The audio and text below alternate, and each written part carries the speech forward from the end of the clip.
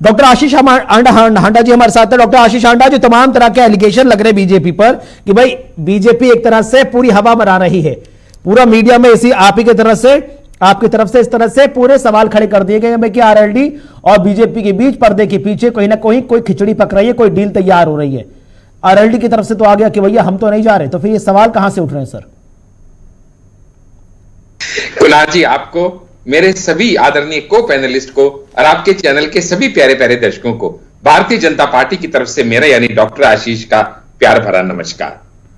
कुणाल जी, मैं अजय वीर सिंह जी और आरएलडी के बारे में बस इतना ही कह के अपनी बात को इशारे में ही आपको समझा देता हूं कि आसमान से गिरी एक पानी की बूंद, वो तो पानी की बूंद ही होती है, लेकिन अगर वो कीचड़ में गिरती है तो वो कीचड़ बन जाती है, और अगर वो कमल के ऊपर गिरती है तो वो मोती बन जाती है।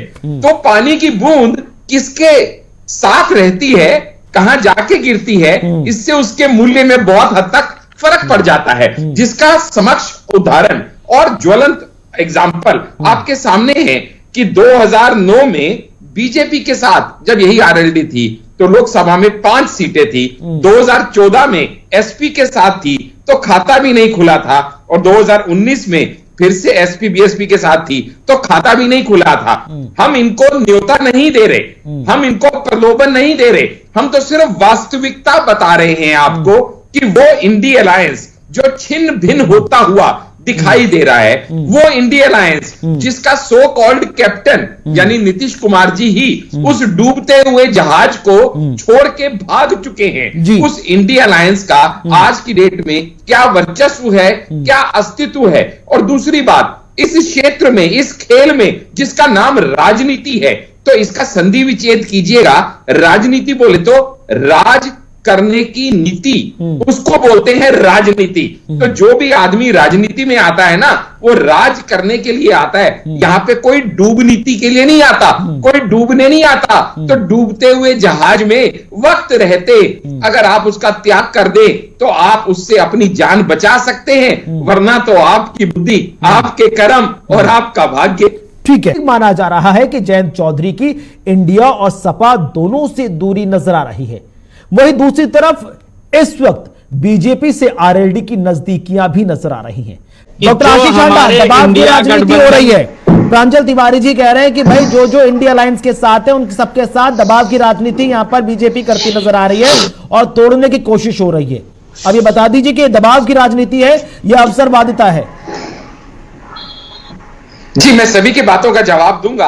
सबसे पहले प्रांजल जी ने जो कहा कुछ तो मजबूरियां रही होंगी, तो कहते हैं ना कुछ तो मजबूरियां रही होंगी, यूं ही कोई बेवफा नहीं होता, दिल को खुश करने का गालिब ख्याल अच्छा है, बाकी सबको अपना अपना बेहतरी और बुराई का पता है। जहां तक हमारे आरएलडी के प्रवक्ता कहते हैं कि भैया हमको इनसे है कि भाई हमको इतराज नहीं है, हम उन्हीं के साथ हैं, बस ये है, उनसे उम्मीद है कि ईमानदारी से करें, तो उनके लिए बस इतना ही कहूंगा कि भाई साहब आप ये समझ लो, कहते हैं ना दिले नादान तुझे हुआ क्या है, आखिर इस दर्द की दवा क्या है। हमको उनसे है वफा की उम्मीद, जो नहीं जानते वफा क्या है। तो ये इंडिया अलायंस से अगर वफा की उम्मीद कर रहे हैं, ईमानदारी की उम्मीद कर रहे हैं, तो सबको सामने पता चल जाएगा। तीसरी बात जो आपने कही कि राहुल जी की भारत जोड़ो न्याय यात्रा, नाम देखिएगा भारत जोड़ो, इस समय इनको जरूरत है इंडिया अलायंस जोड़ने की, भारत जोड़ने की नहीं। और न्याय तो जब जब ईडी इनके पीछे भागेगी, इन्हें लगेगा इनके पीछे अन्याय हो गया, और जहां जहां इनके पांव पड़ रहे हैं वहां वहां पूरे भारतवर्ष को पता चल रहा है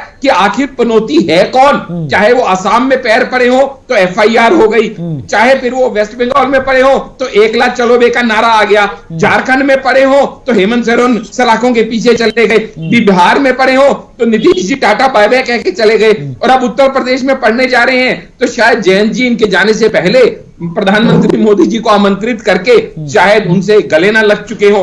तो ये पनौती कौन, सबको दिखाई दे रहा है। दूसरा जो ये कहा गया कि हमें जो मान सम्मान मिले, आरएलडी के साथी कहते हैं, मैं उनसे सिर्फ एक बात कहूंगा, जरा याद कीजिएगा 2018 में जब उत्तर प्रदेश में आरएलडी और एसपी दोनों मिलकर गठबंधन में उपचुनाव कैराना का लड़ रहे थे, तो उस समय भी समाजवादी पार्टी ने क्या कहा था, ये कहा था कि आप हमारी नेत्री तबस्सुम हसन को वहां से आरएलडी के सिंबल पे चुनाव लड़वा दीजिए। यानी बंदा हमारा, सिर्फ नाम तुम्हारा। क्या ये मान सम्मान की बात है? और आज अगर हम मुजफ्फरनगर के प्रत्याशी के ऊपर, जो इन दोनों के बीच की लड़ाई है, उसके ऊपर अगर बात करें, तब भी समाजवादी पार्टी ये चाहती है कि हसेंद्र मलिक को वहां से कंटेस्ट कराया जाए, आरएलडी की सीट हो लेकिन प्रत्याशी हमारा हो। यानी कहने ये फॉर्मूला तो यहाँ पर समाजवादी पार्टी 3 सीटों पर लागू करना चाहती है ना, चाहे बिजनौर हो, चाहे कैराना हो, चाहे मुजफ्फरनगर का हो। के बीच 7 सीटों पर डील भी फाइनल हुई, लेकिन अभी कुछ सीटों को लेकर सपा और आरएलडी के बीच खींचतान मची है और इसलिए माना जा रहा है कि जयंत चौधरी की इंडिया और सपा दोनों से दूरी नजर आ रही है। वहीं दूसरी तरफ इस वक्त बीजेपी से आरएलडी की नजदीकियां भी नजर आ रही हैं। कहा यह जा रहा है कि जयंत अब बीजेपी के करीब आते जा रहे हैं। बता दें कि जयंत चौधरी ने 12 फरवरी को बागपत के छपरौली में होने वाले स्वर्गीय चौधरी अजीत सिंह की प्रतिमा के अनावरण का कार्यक्रम रद्द कर दिया। अब जानकार यह कह रहे हैं कि इस कार्यक्रम में पीएम मोदी को बुलाने की तैयारी चल रही है और इसके लिए पीएम का समय मांगा गया है। हालांकि पार्टी के लोग कार्यक्रम रद्द होने के पीछे प्रतिमा का बेस स्ट्रक्चर तैयार ना होने की वजह बता रहे हैं, लेकिन सूत्र तो यह भी कह रहे हैं कि जयंत चौधरी ने कई बड़े नेताओं के जरिए बीजेपी से संपर्क साधा है। अब सीट शेयरिंग को लेकर मुलाकात जारी है, यानी कि अभी चुनाव हुआ भी नहीं और दूर की कौड़ी पर सबकी निगाहें जा टिकी, जिसकी वजह से कयास लगाए जा रहे हैं कि लोकसभा चुनाव में बीजेपी की हैट्रिक रोकने की तैयारी में जुटे इंडिया अलायंस को एक और बड़ा झटका चुनाव से पहले लग सकता है। और इसी बड़े झटके पर हम चर्चा को आगे बढ़ाएंगे। कुछ बेहद खास मेहमान भी हमारे साथ जुड़ेंगे, लेकिन शुरुआत पहली बड़ी खबर के साथ कर रहे हैं, जहां पर इंडिया अलायंस को एक बड़ा झटका लग सकता है। संभावना है कि चुनाव से पहले अब जेडीयू के बाद आरएलडी भी एनडीए में शामिल हो सकती है। बीजेपी की तरफ से 4 सीटों का आरएलडी को ऑफर दिया गया है। यूपी लोकसभा की 4 सीटें आरएलडी को देने की तैयारी चल रही है और ये 4 सीटें हैं कैराना, बागपत, मथुरा और अमरोहा, जिनकी पेशकश एनडीए अलायंस की तरफ से आरएलडी को दी गई है। तो जानकार ये कह रहे हैं कि आरएलडी मुख्य रूप से जयंत चौधरी 2014 और 2019 लोकसभा चुनाव में एक भी खाता ना खुल पाने की वजह से अब राजनीति की नई संभावनाओं को तलाशते हुए नजर आ रहे हैं। भले ही शिवपाल सिंह यादव बोल रहे हों कि नहीं जाएंगे आरएलडी वाले नेता जयंत चौधरी इंडिया अलायंस छोड़कर, लेकिन उसके बावजूद पिछला ट्रैक रिकॉर्ड बता रहा है कि अब बहुत हुआ, 1 दशक इंतजार हो गया है। आरएलडी भी चाहती है कि लोकसभा से लेकर राज्यसभा तक उसकी उपस्थिति संसद के दोनों सदनों में नजर आए। लिहाजा बीजेपी की तरफ से 4 सीटों का ऑफर आरएलडी को लोकसभा चुनाव में दिया गया है और ये पैतृक सीटें मानी जाती हैं, जहां पर एक समय था जहां पर आरएलडी का प्रभुत्व हुआ करता था, लेकिन 2014 के बाद से आरएलडी यहां पर बिल्कुल खोती नजर आ रही है। बहरहाल नेताओं का क्या कुछ कहना, नजर डालिए। हमारी और आरएलडी जयंत चौधरी की बात अच्छी हुई और हम दोनों ने मिलकर के 7 सीटों पर चर्चा की है। इंडिया गठबंधन मजबूत हो, सवाल सीट का नहीं है, सवाल जीत का है। जीत के आधार पर हम सब लोग मिलकर के फैसला लेंगे। देखिए, जयंत को मैं अच्छी तरह से जानते हैं, वो सेकुलर लोग हैं और ये देखिए भारतीय जनता पार्टी के द्वारा मीडिया के माध्यम से भ्रमित किया जा रहा है, तो वो कहीं नहीं जा रहे। वो मजबूती के साथ इंडिया गठबंधन में रहेंगे और भारतीय जनता पार्टी को हराने का काम करेंगे। बड़े भाई, हमने आपसे पहले कहा था, जब ये गठबंधन बना, हमने कहा था कि ये नई पैकिंग में पुराना माल है। यूपीए 1 और यूपीए 2 में जो भ्रष्टाचार कदाचार में आकंठ डूबे लोगों का एक समूह है, सत्ता लोलुप लोगों का समूह है, कुर्सी के भूखे लोगों का समूह है। देश और प्रदेश की जनता से इनका कोई सरोकार नहीं है। माननीय प्रधानमंत्री जी के नेतृत्व में उत्तर प्रदेश में गरीब कल्याण योजनाओं के माध्यम से हम बड़ी संख्या में गरीबी रेखा से ऊपर लोगों को लाने में सफल हुए हैं। और सबसे बड़ी बात यह है, गरीब कल्याण योजनाओं ने जन जन का भरोसा जीता है और उनके जीवन स्तर को ऊपर उठाने में भारतीय जनता पार्टी कामयाब हुई। तो एनडीए में स्वागत होगा अगर वो आना चाहेंगे। देखिए जी सर, देखिए आपने हमने भी टेलीविजन में देखा है, राष्ट्रीय अध्यक्ष जी ने उस पर अपनी प्रतिक्रिया दी है। आप इंतजार करें, शीघ्र। देखिए, मैं पहले कह चुका हूं कि जो विपक्षी एकता उसके लिए 2 लाइन का हमने चौपाई बनाई है। विपक्षियों ने ठाना है माननीय नरेंद्र मोदी जी को 24 में प्रधानमंत्री बनाना है। कुछ लोग सट के करेंगे, कुछ लोग हट के करेंगे। ये बहुत पहले से मैं बता रहा हूं, जब से गठबंधन हुआ है। आप देखे, एक सज्जन तो सट गए और यूपी में एक सज्जन छटपटा रहे हैं कि जल्दी हम अलग हो जाएं ताकि हम हट के मदद करें। तो ओपी राजभर को आपने सुना, वो कह रहे हैं कि भाई विपक्ष ने ठाना है 2024 में मोदी को जिताना है। कुछ ऐसे ही तमाम तरह की जो तीरंदाजी है वो राजनीतिक दल भी अपने अपने समय पर करते नजर। बहरहाल कुछ जानकारियां हम आपके साथ साझा कर दे रहे हैं कि आखिरकार ये जो खबरें हैं उनको बल इसलिए मिल रहा है क्योंकि कुछ सीटों पर यहां पर बात नहीं बन पा रही। और ये सीटें हैं बिजनौर, अमरोहा, कैराना, मुजफ्फरनगर, मेरठ, फतेहपुर सीकरी और नगीना। ये पश्चिमी यूपी की कुछ सीटें हैं जिसको लेकर समाजवादी पार्टी और आरएलडी के बीच सब बात ठीक से नहीं बन पा रही, क्योंकि यहां पर आरएलडी का प्रभुत्व माना जाता है। लेकिन यहां पर समाजवादी पार्टी चाह रही है कि पश्चिमी यूपी पर जब उसका वोट बैंक आरएलडी की तुलना में ज्यादा बेहतर है तो यहां पर सपा के ही चेहरे मैदान पे उतरे, भले ही बैनर आरएलडी का हो। लेकिन मुजफ्फरनगर और अमरोहा ऐसी सीटें हैं जहां पर आरएलडी समय समय पर अपना वोट बैंक जाहिर करती रही है। लिहाजा वो सीटें हैं जिसको लेकर आरएलडी नहीं चाहती कि यहां पर सपा का उम्मीदवार उसके बैनर पर लड़े, आरएलडी का ही चेहरा हो।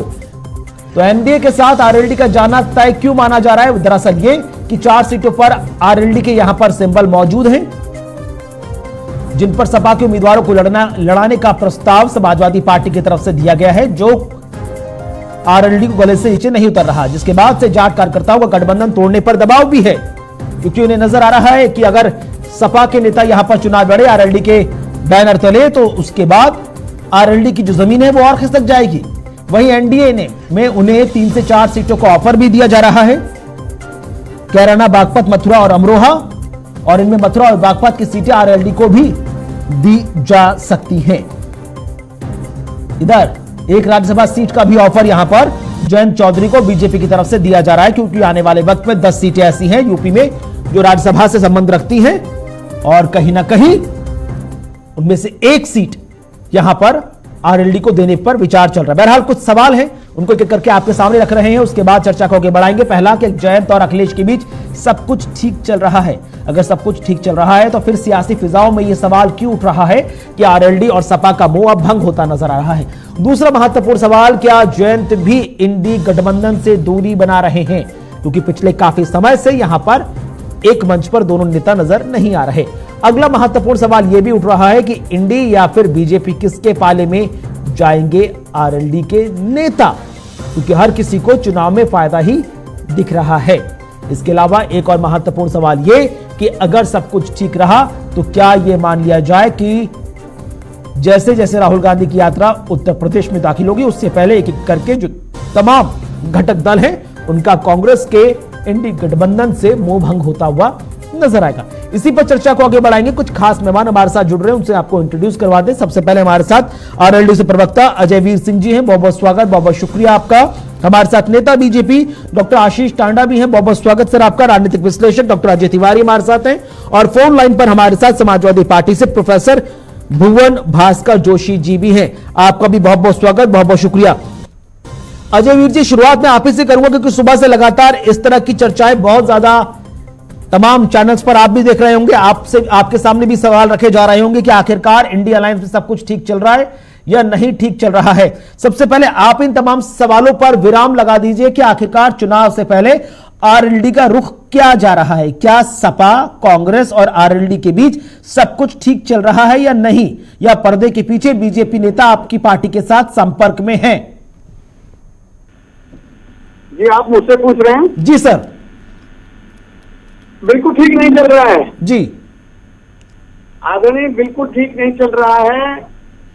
ममता बनर्जी अपना अलग राग अलाप रही हैं। ममता बनर्जी ने कांग्रेस को कोई भी सीट देने का काम नहीं किया है। आम आदमी पार्टी अपना अलग अलाप रही है, पंजाब और दिल्ली में कांग्रेस के साथ नहीं है। अखिलेश यादव ने बहुत ही कोशिश और मजबूरी के बाद 16 सीट देने की बात की है। इसके अलावा कांग्रेस के शीर्ष नेतृत्व, चाहे वो खड़गे जी हो या कोई भी व्यक्ति हो, वो सही ढंग से इंडिया अलायंस की बैठक करके एक जनमत करने की कोशिश नहीं कर पा रहे हैं। उसका जीता जाता उदाहरण नीतीश कुमार है। नीतीश कुमार जी ने अपनी पार्टी बदल कर ये साबित कर दिया कि जिस इंडिया अलायंस को लेकर के हम चले थे, हम छोड़ चुके हैं। ठीक है, ठीक है, ठीक है, ठीक है। ये है कि आज भी इंडिया अलायंस जो न्याय यात्रा निकाल रही है, इस न्याय यात्रा के साथ कांग्रेस को बैठक करके सही ढंग से मध्य प्रदेश। ठीक है, आपके हर सवाल का जवाब देने के लिए यहाँ पर अजय वीर सिंह जी हैं। आऊंगा अजय तिवारी जी, आपके पास आऊंगा। अजय वीर सिंह जी हमारे साथ जुड़े हुए हैं, आरएलडी प्रवक्ता है। अजय वीर सिंह जी, बहुत बहुत स्वागत आपका चर्चा में। जो तमाम सवाल इस वक्त आरएलडी की तरफ उठ रहे हैं, ये जो तमाम निगाहें हैं, उनको लेकर आरएलडी की तरफ से क्या कुछ ऑफिशियल स्टेटमेंट है? क्योंकि अभी तक एक भी ऑफिशियल स्टेटमेंट आरएलडी की तरफ से नहीं आया, जिसकी वजह से ये सवाल और ज्यादा बढ़ते जा रहे हैं। सर गोस्वामी जी, देखिए, हम शुरू से इंडिया गठबंधन के साथ थे, इंडिया गठबंधन के साथ हैं। जब जब चुनाव आता है तब तब हमारी पार्टी के बारे में जानबूझकर ये चर्चाएं और ये अफवाहें चलाई जाती हैं। हमारे अभी किसी भी नेता का ऐसा बयान नहीं आया है कि हमारा भारतीय जनता पार्टी से कई सीटों पर गठबंधन कर रहे हैं। लेकिन पश्चिमी उत्तर प्रदेश में राष्ट्रीय लोकदल एक मजबूत टीम है। आदरणीय जयंत चौधरी जी ने पिछले 10 सालों में पार्टी को जीरो से खड़ा करने का काम किया है जी। और उसी है कि हर गठबंधन ये चाहता जयंत चौधरी जी उनके गठबंधन के साथ हों। हमारा राष्ट्रीय नेतृत्व तय करेगा कि जहां हम किसानों की, मजदूरों की और अल्पसंख्यकों की और युवाओं की बात कर सकते हैं, हम उस गठबंधन में जाएंगे। लेकिन आज भी हम इंडिया गठबंधन के साथ हैं। इतना हम जरूर चाहते हैं कि गठबंधन में जो सीटें शेयरिंग हो उसमें ईमानदारी से समझौता हो और कोई गठबंधन में साजिश ना हो, तो जिससे हमारा सम्मान रहे और जो पश्चिमी उत्तर प्रदेश में राष्ट्रीय लोकदल की बनी है उसका गठबंधन को फायदा मिले। जो 4 सीटों का ऑफर बीजेपी या एनडीए की तरफ से आरएलडी की तरफ गया है सर, उस पर आप क्या कहेंगे? जो अंदर खाने जो 4 सीटें कैराना, बागपत, मथुरा, अमरोहा जो आपके पास ऑफर के तौर पर लाई गई हैं और कहा यह भी जा रहा है कि भैया 10 सीटें खाली होने वाली हैं राज्यसभा की, उनमें से 1 सीटें भी जयंत चौधरी को दी जाएगी। ये जो तमाम ऑफर्स को लेकर जो सवाल उठ रहे हैं, इन पर भी कुछ कह दीजिए सर। क्या वाकई में कोई ऐसे ऑफर आरएलडी के टेबल पर एनडीए की तरफ से रखे गए हैं? गोस्वामी जी, देखिए, ये जो जितने समाचार चैनल खबर चल रही है, उसमें ये खबर ये चल रही है कि इस हवाले से ये सूत्र कौन से हैं हमें ही नहीं पता। हमारे राज्य सर कंफर्म करना चाह रहे हैं ना ये सर? सब जो मैंने पहले भी कहा, जब चुनाव आते हैं, जो हमारे लोग विपक्षी लोग हैं जो हमको कमजोर करना चाहते हैं, ऐसी अफवाहें हर बार उड़ाते हैं कि आरएलडी उसके साथ जा रही है, आरएलडी इसके साथ जा रही है। जैसा मैंने कहा कि हम इंडिया गठबंधन के साथ हैं और हम ये चाहते हैं कि इंडिया गठबंधन में ईमानदारी से समझौता हो, ईमानदारी से सीट दी जाए और ईमानदारी से उस गठबंधन को निभाया जाए। ठीक है, अब जो ओपी राजभर है जो सलाह देते नजर आ रहे हैं आरएलडी नेताओं को, उस सलाह पर क्या कहेंगे? ओपी राजभर जी तो साफ कह रहे हैं कि भाई आरएलडी को सोच लेना चाहिए कि सपा, बसपा, कांग्रेस के साथ रहकर आपको 2014 में भी कुछ नहीं मिला, 2019 में भी नहीं मिला, लिहाजा अब अपना पाला बदलने के साथ साथ अपने रणनीतिक साझेदार दोस्त बदलने की कोशिश करनी तो चाहिए, तो शायद 2024 हरा हरा हो जाए कुछ। गोस्वामी जी, देखिए, राष्ट्रीय लोकदल में एक लोकप्रिया है, उसके तहत ही निर्णय लिए जाते हैं। राजभर जी अपनी पार्टी को देखें, अपने गठबंधन को देखें। हमारे राष्ट्रीय नेतृत्व को राजभर जी की किसी सलाह की जरूरत नहीं है। हमारे राष्ट्रीय नेतृत्व खुद सक्षम है अपना निर्णय लेने में। राष्ट्रीय अध्यक्ष जी अगर कोई निर्णय लेंगे तो हमारे जो जनप्रतिनिधि हैं, हमारा जो संगठन है, उनको सबको बुलाएंगे, उनसे सलाह करेंगे, तभी कोई निर्णय। सर एक सवाल का जवाब तो दे दीजिए ना, फिर एक सवाल का जवाब तो दे दीजिए, क्योंकि आपकी भी टेबल टॉक होती होंगी आरएलडी के तमाम दिग्गज नेताओं के साथ, आप खुद ऑफिशियल स्पोक्स पर्सन हैं, एनालाइज तो होता होगा ना 2014 से लेकर 2019 तक कि सपा का भी साथ लिया, बसपा का भी साथ लिया, कांग्रेस का भी साथ लिया, लेकिन थाली में कितनी सीटें आई चुनावों के बाद? आप ये देखिए। हेलो जी जी सर, मेरी आवाज मिल रही है? बिल्कुल सर।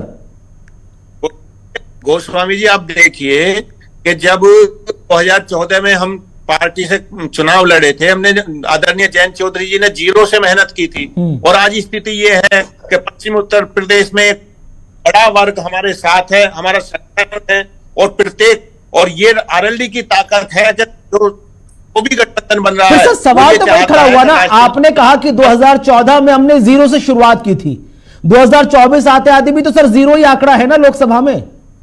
अब इससे ज्यादा कितना इंसान इंपेशेंट होगा? आप देखिए ना, विधानसभा का चुनाव हुआ था, हमारे 9 एमएलए आज जीते हुए हैं, और लगभग 1 दर्जन सीटों पे हम नंबर 2 पर रहे हैं। तो हमारी ये पश्चिम उत्तर प्रदेश में ताकत है, इसी ताकत को तो सब देखकर हमारे आरएलडी को अपने पक्ष में लेना चाहता है। अगर हमारे पास ताकत नहीं है तो क्यों इंडिया गठबंधन चाहता है? अगर हमारे पास ताकत नहीं है तो क्यों एनडीए चाहता है? तो इसमें ताकत होगी, उसी को तो लेना चाहेंगे ना। ठीक है, डॉक्टर आशीष हांडा जी हमारे साथ है। डॉक्टर आशीष हांडा जी, तमाम तरह के एलिगेशन लग रहे हैं बीजेपी पर कि भाई बीजेपी एक तरह से पूरी हवा बना रही है, पूरा मीडिया में इसी आप ही की तरह से, आपकी तरफ से इस तरह से पूरे सवाल खड़े कर दिए गए हैं कि आरएलडी और बीजेपी के बीच पर्दे के पीछे कहीं ना कहीं कोई खिचड़ी पक रही है, कोई डील तैयार हो रही है। आरएलडी की तरफ से तो आ गया कि भैया हम तो नहीं जा रहे, तो फिर ये सवाल कहां से उठ रहे हैं सर?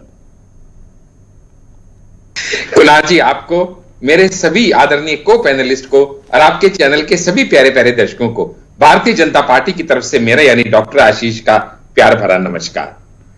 कुणाल जी, मैं अजय वीर सिंह जी और आरएलडी के बारे में बस इतना ही कह के अपनी बात को इशारे में ही आपको समझा देता हूं कि आसमान से गिरी एक पानी की बूंद, वो तो पानी की बूंद ही होती है, लेकिन अगर वो कीचड़ में गिरती है तो वो कीचड़ बन जाती है, और अगर वो कमल के ऊपर गिरती है तो वो मोती बन जाती है। तो पानी की बूंद किसके साथ रहती है, कहां जाके गिरती है, इससे उसके मूल्य में बहुत हद तक फर्क पड़ जाता है, जिसका समक्ष उदाहरण और ज्वलंत एग्जाम्पल आपके सामने है कि 2009 में बीजेपी के साथ जब यही आरएलडी थी तो लोकसभा में 5 सीटें थी, 2014 में एसपी के साथ थी तो खाता भी नहीं खुला था, और 2019 में फिर से एसपी बीएसपी के साथ थी तो खाता भी नहीं खुला था।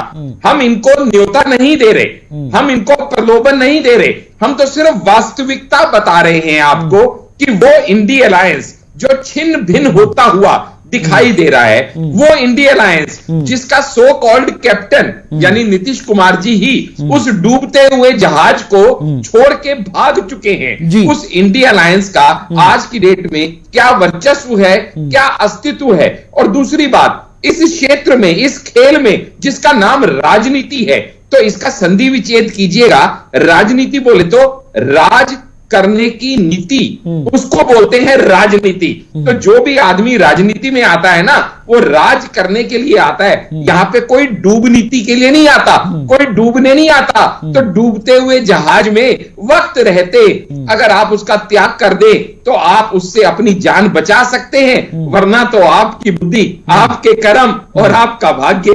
ठीक है, ठीक है। प्रोफेसर भुवन भास्कर जी भी हमारे साथ है समाजवादी पार्टी से। भुवन भास्कर सर, किस तरह से देखते हैं जो तमाम तरह के सवाल उठ रहे हैं कि समाजवादी पार्टी और आरएलडी के बीच सब कुछ ठीक नहीं चल रहा है, और यहां पर तो बीजेपी नेता डॉक्टर आशीष हांडा कहते नजर आ रहे हैं कि आरएलडी को सोचना चाहिए कि वो एक पवित्र बूंद है, कि उसे कीचड़ में गिरना है कि कमल पर गिरना है, मोती बनना है या फिर कीचड़ बनना है। देखिए, इनसे मैं इतना कहना चाहता हूं, जो गठबंधन है समाजवादी पार्टी और लोकदल का, ये एक वैचारिक गठबंधन है जी, और ये वैचारिक गठबंधन है चौधरी चरण सिंह जी के विचारों को, डॉक्टर लोहिया जी के विचारों को, और इसको आगे बढ़ाने का काम करा आदरणीय अजीत सिंह जी ने, आदरणीय नेताजी ने, और आज के दौर में माननीय अखिलेश यादव जी और माननीय जयंत चौधरी जी ने उस विचारधारा को आगे बढ़ाने का काम करा। और अभी मैं भारतीय जनता पार्टी के प्रवक्ता साथी और एक राजनीतिक विश्लेषक को भी सुन पा रहा था, वो स्कोर को बताने की काम कर रहे थे। समाजवादी पार्टी के गठबंधन के बाद राष्ट्रीय लोकदल लगातार राज्यसभा में भी है आज, और इसके साथ साथ हम देख पा रहे हैं कि उनके 9 विधायक इस समय जीते हुए भी हैं। तो निश्चित तौर पे एक बहुत बड़ा शुभ संकेत है। और सबसे बड़ी बात है कि हम लोग किसकी लड़ाई लड़ रहे हैं? हम लोग लड़ाई लड़ रहे हैं किसानों की, मजदूरों की, युवाओं की, छात्रों की, मातृशक्ति की, और निश्चित तौर पे देश बचाने के लिए, लोकतंत्र बचाने के लिए, संविधान बचाने के लिए हमारे नेता मिले हैं। और निश्चित तौर पे इंडिया के गठबंधन के रूप में हम लोग अच्छा काम कर रहे हैं और लगातार अपनी लड़ाई को लड़ रहे हैं। इस बार की स्ट्रैटेजी सर कैसे बदल रहे हैं सर जोशी सर? क्योंकि हमने देखा है कि भैया समाजवादी पार्टी बसपा के साथ भी गठबंधन में चुनाव लड़ चुकी है और समाजवादी पार्टी कांग्रेस के साथ भी गठबंधन में चुनाव लड़ चुकी है, और दोनों ही चुनावों में नतीजे क्या है वो भी सर हमारे और आपके सामने है। लेकिन इस बार की रणनीति क्या कुछ बदली हुई है? इस बार तो आप इंडिया अलायंस के साथ हैं, और अभी जो हाल फिलहाल में जानकारी निकल कर आई है कि भाई अखिलेश यादव जी ने कहा कि भाई वो इंडिया अलायंस की जो रैली यूपी में एंट्री हो रही है, वहां पर अमेठी और रायबरेली में राहुल गांधी के साथ नजर आएंगे। प्रमोद तिवारी ने बाकायदा शुक्रिया अदा किया है अखिलेश यादव जी का। इस बार का कैलिबर सर क्या होगा? कैसे आप प्रूफ कर पाएंगे कि इस बार पार्टी विद अ डिफरेंस है चुनावों में? देखिए, पार्टी विद डिफरेंस तो जनता तय करती है। जनता की जो अदालत में जब जाएंगे लोकसभा में, किन मुद्दों के साथ हम जाएंगे, हम निश्चित तौर पे जो मोदी जी की गारंटी थी 2014 और 2019 में, जो उन्होंने युवाओं को ठगने का काम करा, 2 करोड़ नौकरी की बात करके वो आए थे और 20 करोड़ नौकरी का हिसाब नहीं दे रहे, काला धन का हिसाब नहीं दे रहे, किसानों की आय की दुगनी तो छोड़िए, अब किसानों की हत्या के लिए इनका गृह राज्य मंत्री का बेटा ही निकल जाता है, आतंकवादी, खालिस्तानी, ये किसानों को कहने का काम करते हैं। ये बड़े मुद्दे हैं। हम लोग इन मुद्दों के साथ जनता की अदालत में जाएंगे कि मोदी जी की गारंटी इस देश में फेल हो चुकी है। ठीक है, चलिए शुक्रिया आपका सर जोशी साहब हमारे साथ जुड़ने के लिए।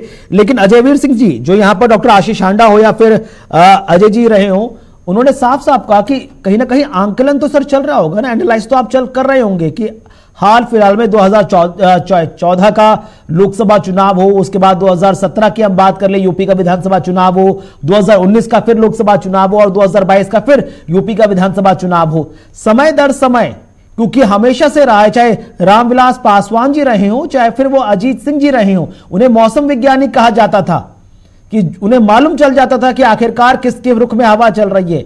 आपको लग रहा है कि जो 6 सेंसेस अजीत सिंह जी के पास थे वही जयंत चौधरी जी के पास है?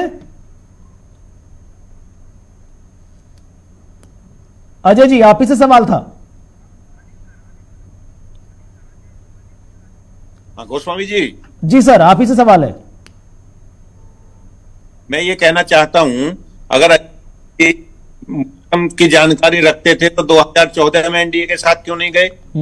2019 में एनडीए के साथ क्यों नहीं गए?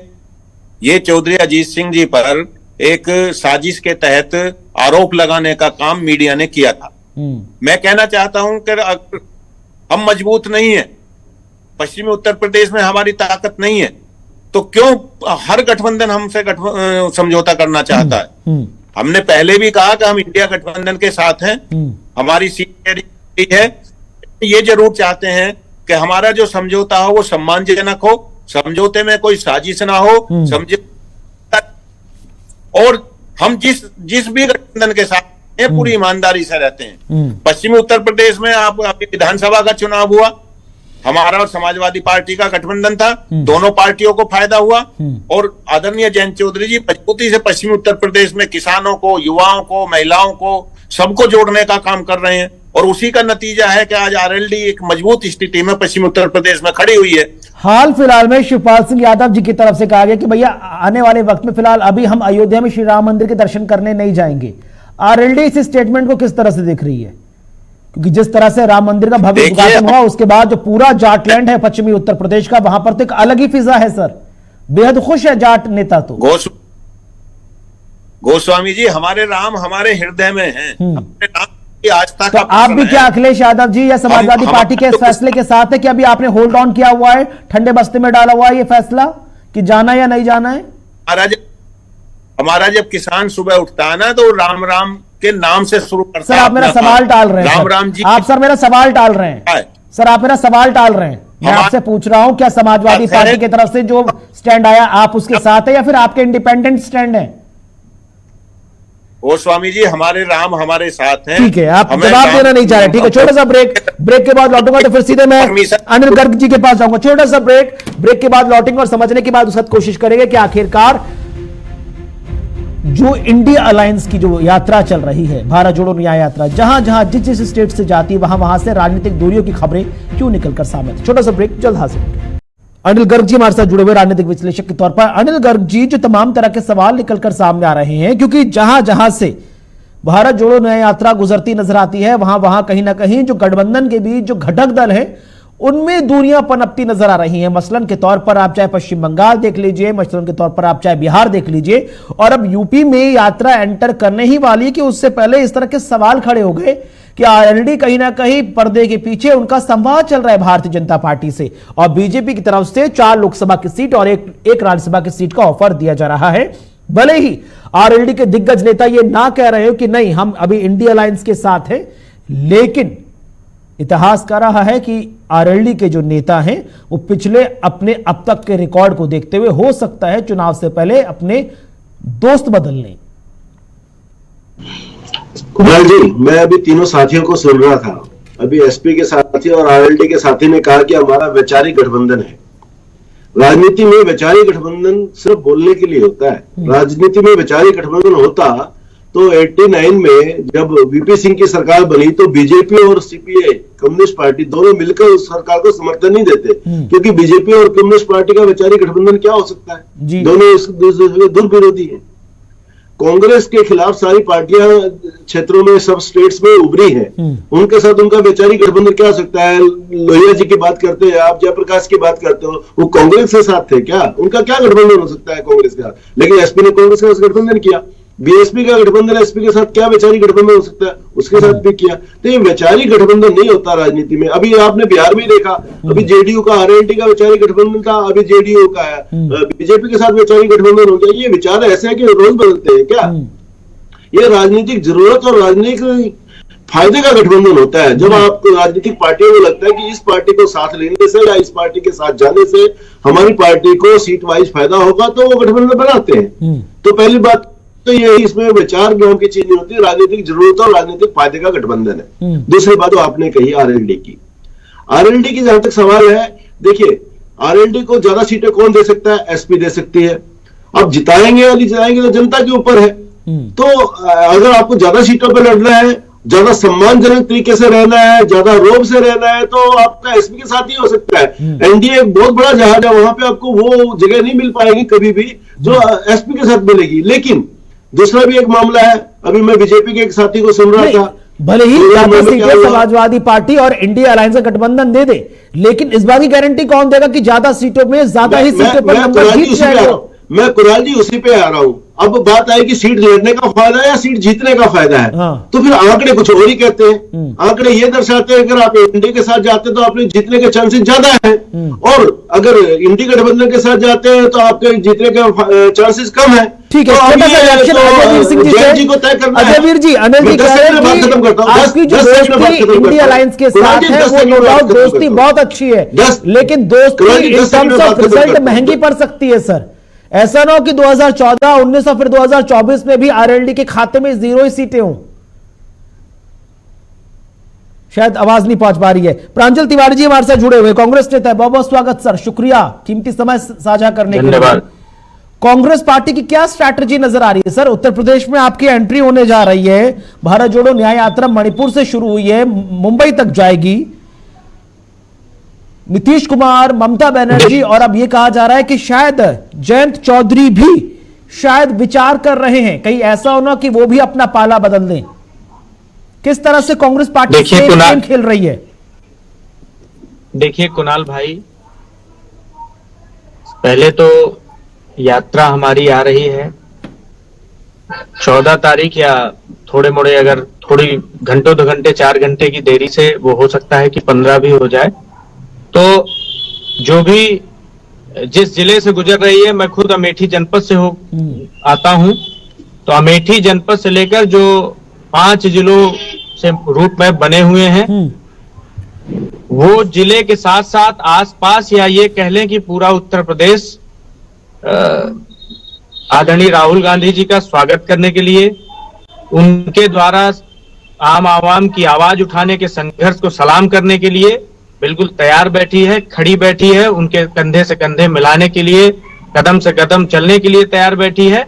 और जहां तक दूसरी बात अभी आप कर रहे थे कि सीटों का गठबंधन में कुछ लोग नहीं रहे, कुछ हैं, कुछ की है, ऐसी बातें हैं।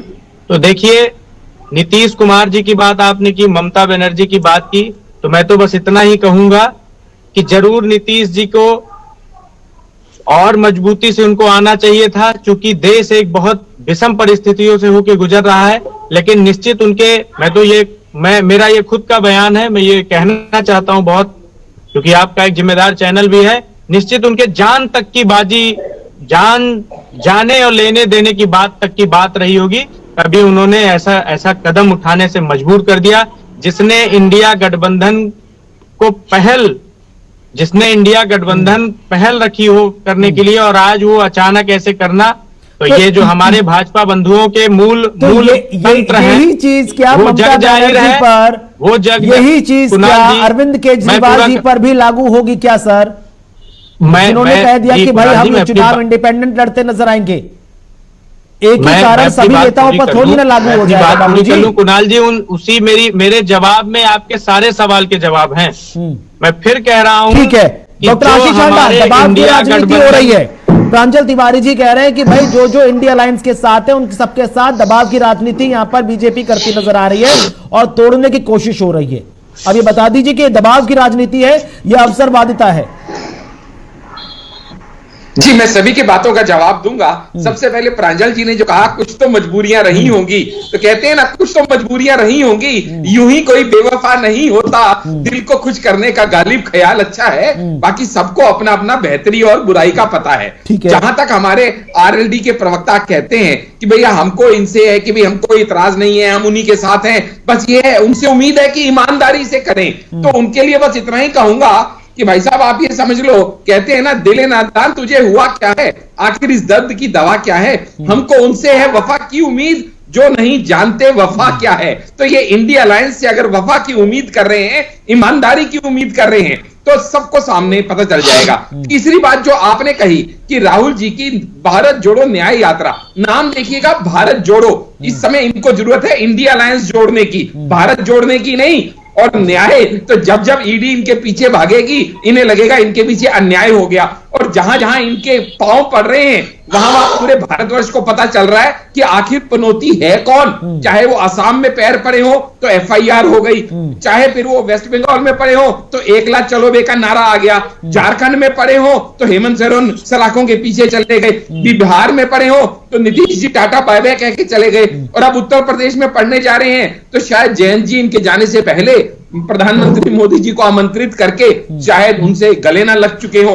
तो ये पनौती कौन, सबको दिखाई दे रहा है। दूसरा जो ये कहा गया कि हमें जो मान सम्मान मिले, आरएलडी के साथी कहते हैं, मैं उनसे सिर्फ एक बात कहूंगा, जरा याद कीजिएगा 2018 में जब उत्तर प्रदेश में आरएलडी और एसपी दोनों मिलकर गठबंधन में उपचुनाव कैराना का लड़ रहे थे, तो उस समय भी समाजवादी पार्टी ने क्या कहा था? ये कहा था कि आप हमारी नेत्री तबस्सुम हसन को वहां से आरएलडी के सिंबल पे चुनाव लड़वा दीजिए, यानी बंदा हमारा सिर्फ नाम तुम्हारा। क्या ये मान सम्मान की बात है? और आज अगर हम मुजफ्फरनगर के प्रत्याशी के ऊपर जो इन दोनों के बीच की लड़ाई है उसके ऊपर अगर बात करें, तब भी समाजवादी पार्टी ये चाहती है कि हसेंद्र मलिक को वहां से कंटेस्ट कराया जाए, आरएलडी की सीट हो लेकिन प्रत्याशी हमारा हो। यानी कहने ये फॉर्मूला तो यहाँ पर समाजवादी पार्टी 3 सीटों पर लागू करना चाहती है ना, चाहे बिजनौर हो, चाहे कैराना हो, चाहे मुजफ्फरनगर का हो।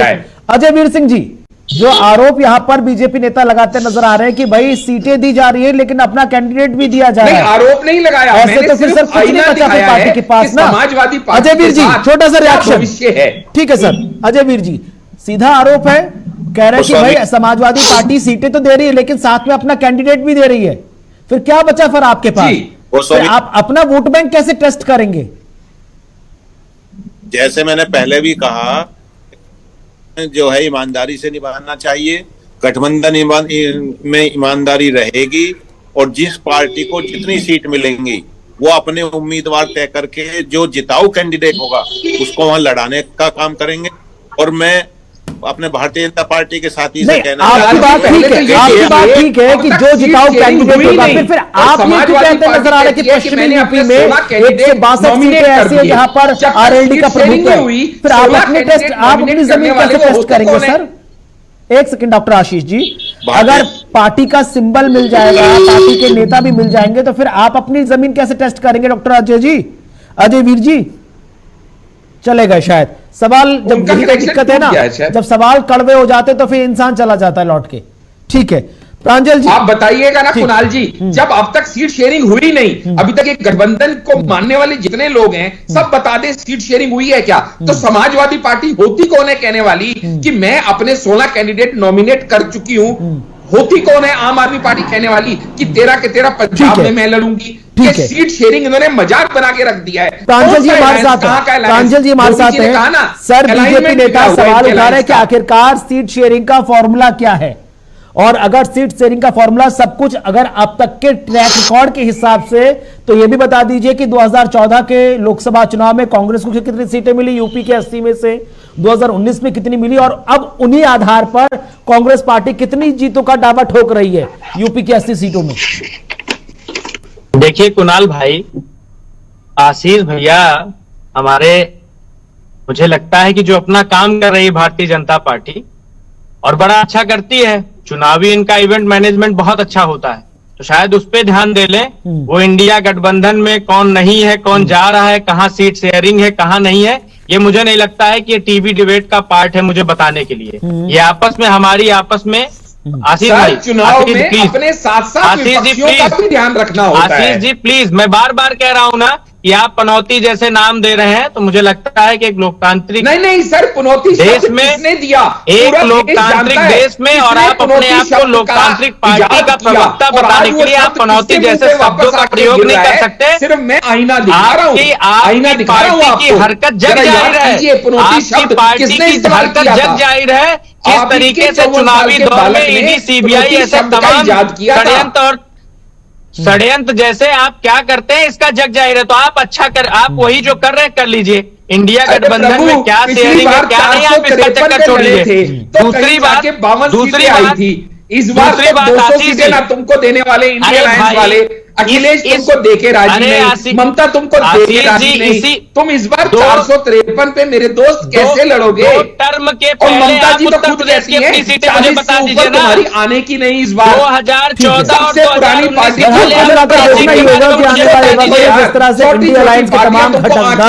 किसी न किसी बात को लेकर नाराजगी जाहिर कर रहे हैं कि चुनावों से पहले ये नाराजगी दूर कर ली जाएगी या फिर बिहार बंगाल की तरह एकला चलो की राजनीति पर यहां पर काम होता नजर। बहुत बहुत शुक्रिया आप चारों खास मेहमानों का हमारे साथ चर्चा में शामिल होने के लिए। समय इतनी इजाजत दे रहा था, नहीं तो चर्चा को आगे बढ़ाते। बहरहाल बेहद खास कि जैसे जैसे भारत जोड़ो न्याय यात्रा आगे बढ़ रही है, उस न्याय यात्रा का कितना सकारात्मक रिजल्ट चुनावों में भी कांग्रेस पार्टी को